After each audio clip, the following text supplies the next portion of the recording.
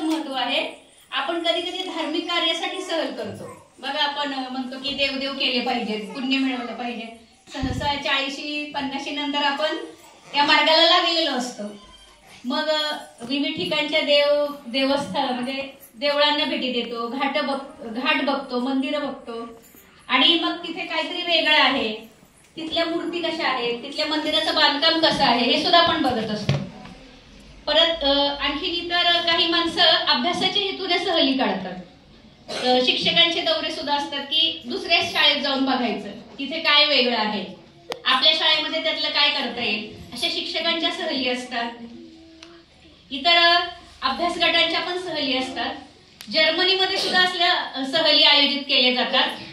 तिथं काय करतात की विद्यार्थ्यांना पायी चालवत नेतात आणि आपला परिसर कसा आहे, आपल्या परिसरातले रस्ते कसे आहेत, पायवाटा कशा आहेत, आपल्याला तिथे चढताना जाताना कसं गेलं पाहिजे किंवा रस्ते कसे आहेत, त्यांच्या पायानं तशी सवय व्हायला पाहिजे। आता हल्ली कसं झालंय, डोंगरावर चढणीचं म्हटल्यावर नको म्हणतायत, मग तशी पण त्यांना परिसरातच भेट काढली जाते।